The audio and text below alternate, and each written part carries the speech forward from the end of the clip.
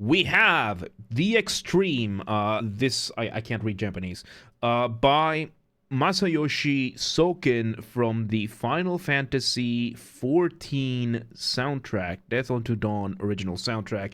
We're going to be analyzing this live, which means we're going to be pausing a lot, and we are going to be explaining things as we go. So, to your queue. It's going to be pretty long. I haven't checked it, but let's listen to this. Hang on.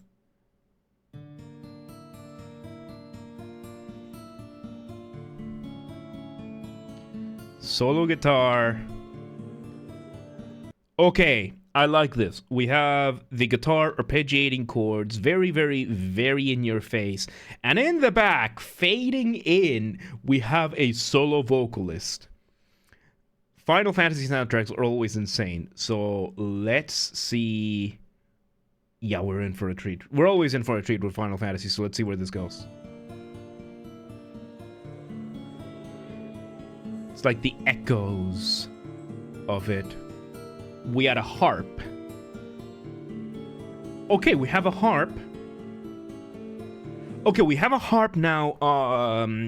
Just keep it cute. All right. Thank you for hanging out, man. Thank you for hanging out. Good to see you. So yes, we have a guitar doing its arpeggios, and then we have a harp doing a contrasting. I think it's the same chords, but they are arpeggiated differently in a way that it sounds like counterpoint. Counterpoint, of course, being the idea of two melodies that work well, that are independent from each other. So they're not the same melodies working together. Really, really cool. And still in the background, we have almost like the ghost of the singer. So.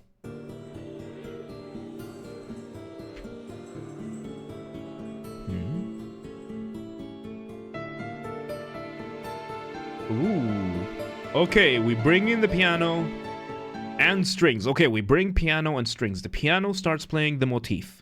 The motif being the smallest version of your musical idea, the seed on which everything is built upon. So yes, we had the accompaniment come first, and then we have the beautiful strings playing arco, which means they're playing with the bow, violins and violas, I believe. Might be just the violins playing low. Let me hear a bit more.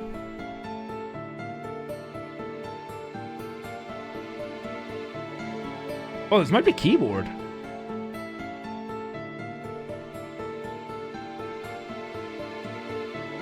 No, it's strings. It's strings. Violins, maybe violas. Fading in and out.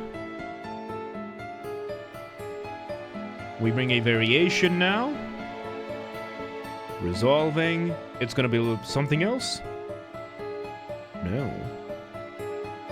So yeah, we're basically repeating that same loop that we had with the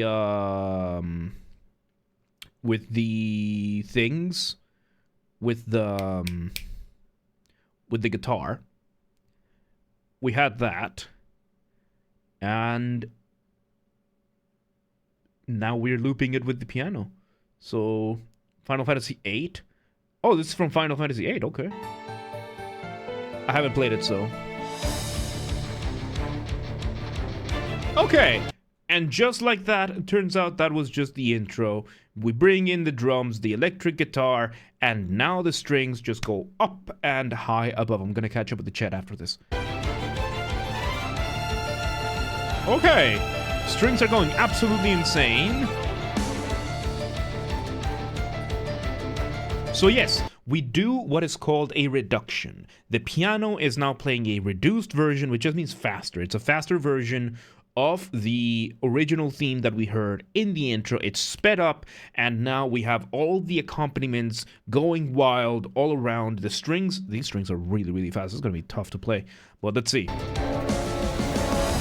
And brass. Okay, we have a lot of things going on.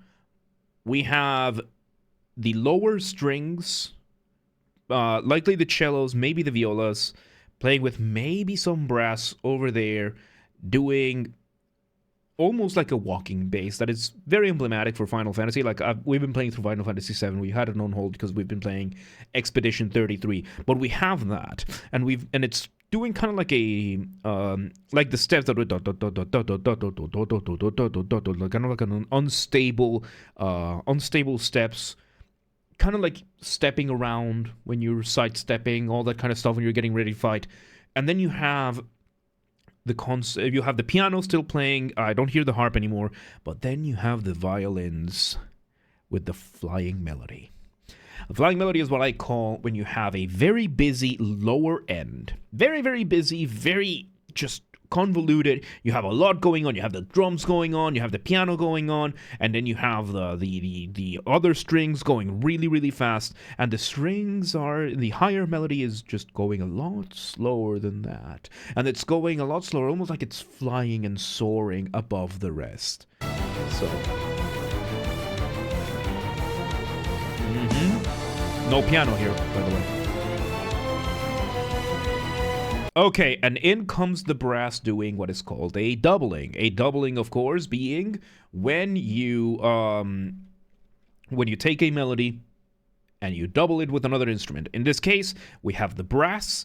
It sounds like the trombone, maybe not the trombones, maybe definitely not the tuba, maybe the trombones, maybe French horns, playing the same thing that the strings are playing, that floating melody, but now a couple of registers lower, a couple of octaves lower.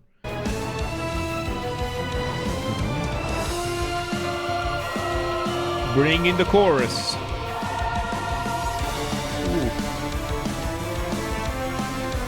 Ooh, okay, now we bring in, okay, the drums is bringing, like, weaving everything together with the rhythm, but more importantly, the brass has the melody now. The brass has the motif now. It's very risky to do that, especially if you're doing middle brass, because usually when you do brass, you want the high trumpets to carry that melody. You know, the John Williams style, Star Wars type of melody. But if you do it in the middle, it's easy for the brass to overpower everyone. It's really easy for the brass to overpower everyone. It's kind of why you do the high trumpets, because the trumpets can go really loud, but because they're up high, the rest of it is still very well defined. So doing this is risky. You have to be able to know what you're doing, and your musicians need to be able to know what you're doing. Of course, this is Final Fantasy, so of course it's really good.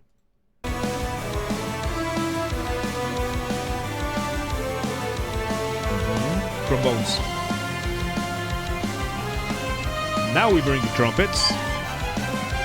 The trumpets with a violin counterpoint, and you can hear just how overpowering the brass is. Those trumpets are really loud, almost to the point that they're drowning out the strings, but just not enough to completely drown out everything.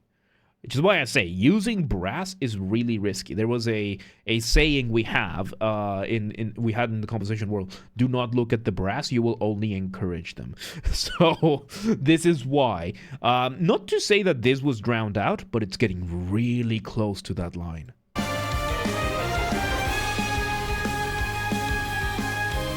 Oh, and we have an electric bass, by the way, going to. We are including a synth now.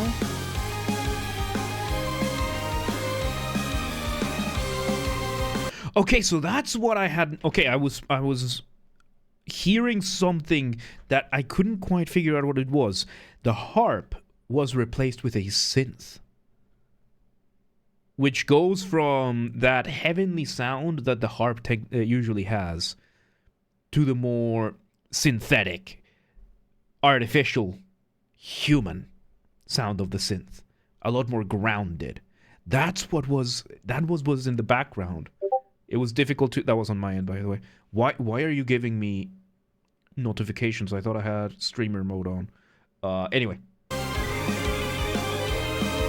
That was me, not you. Okay, change complete. Complete change of mood. And back to the same thing we go.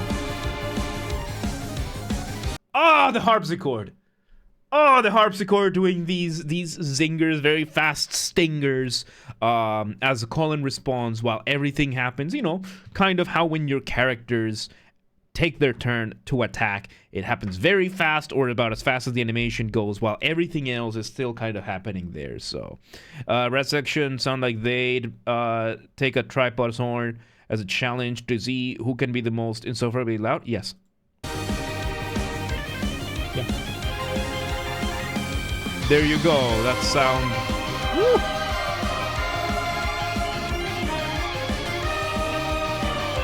Okay, there's a lot going on here. There's a lot going on over here.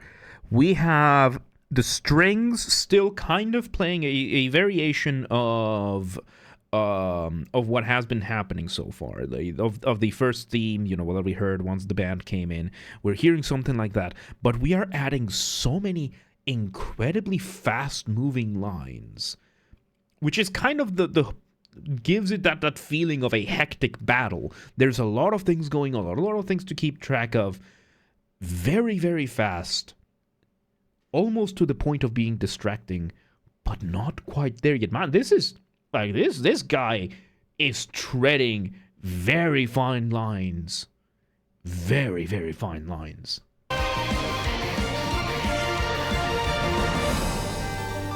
Man. Okay, we bring everything down with the piano. Okay, so we bring back a variation of the original theme, that reduced piano arpeggiation, and we just build around it a completely different vibe with the same theme. I love this. When you take a theme and you just re-explore everything around it, it is really, really, really cool. Okay, go ahead. So we're going to receive a message from Mike, apparently, because I don't know why streamer mode was turned off, but we'll see.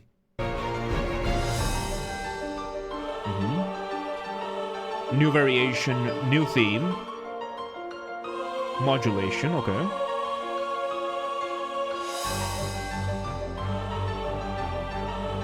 And everything is kind of playing through, I had to stop playing Final Fantasy over COVID. I mean, wouldn't COVID make you play more, though? Either way, let's continue. So now we have the cellos and the double basses playing the accompaniment to the piano, and we have the chorus doing the flying melody. Some percussion, strings going really loud, and that brass again. Oh, that was hard. Bring back the electric guitar, back to that earlier motif.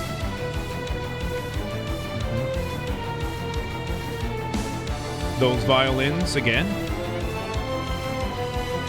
Themes being explored again. Very nice.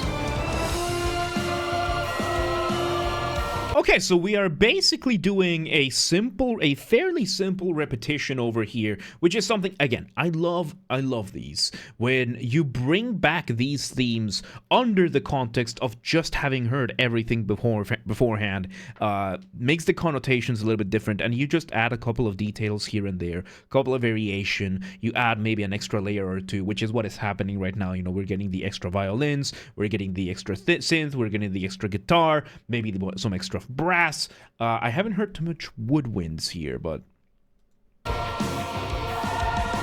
Oh, think of it.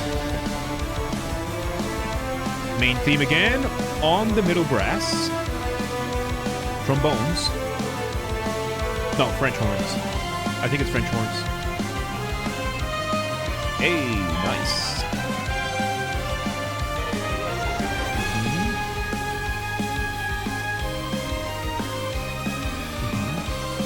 So now we're doing a call and response between the brass and the strings. Very lovely. Very lovely. Of course, the call and response is one instrument plays something, one line plays something, another line responds with something kind of similar, an answer. The instruments are having a conversation. Very contrasting instruments. And in the world of orchestral music, the strings and the brass very often clash. because it's very easy for the brass to overpower the strings. And it is very easy for the strings to get in the way of the brass. So it's that inherent conflict being brought up as a turn-based call and response.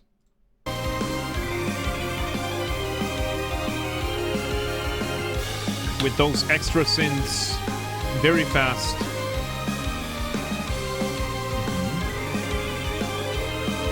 Those stingers, man, that's so good.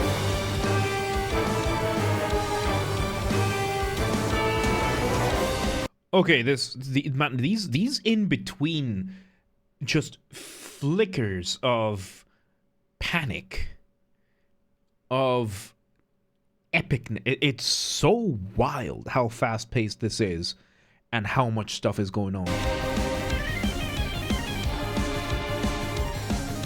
Yup. Again, we repeat this from before.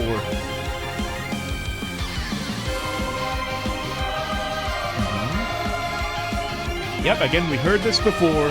It just has now the extra layers of the synths going crazy up and down. And back to the piano.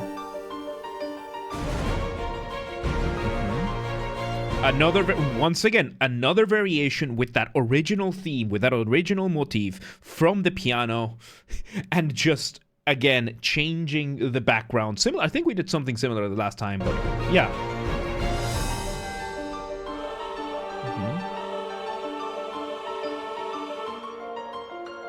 Man, the modulations here are so nice.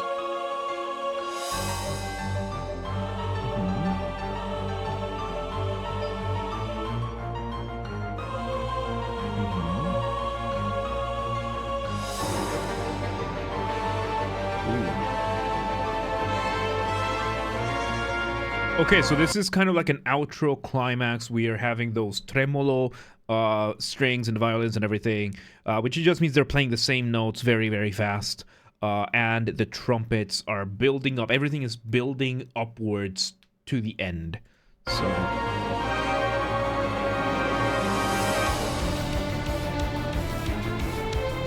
okay, one more round of the theme here.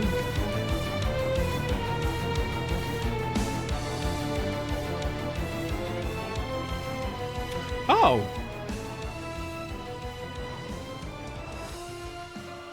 That's why, because it just loops again. Oh, I thought this was gonna go somewhere else.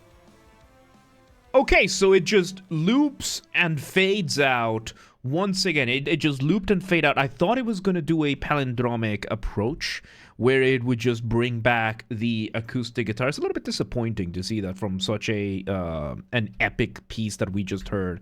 It just implies that it will keep going and it will keep going.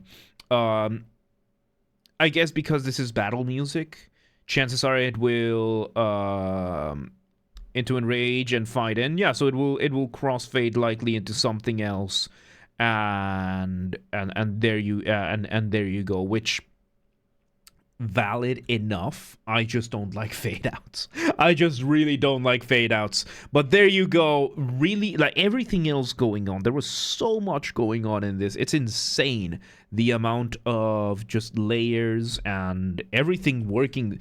So many layers working so well in conjunction, which is, part of why I love orchestral music. And it was so many aspects of this.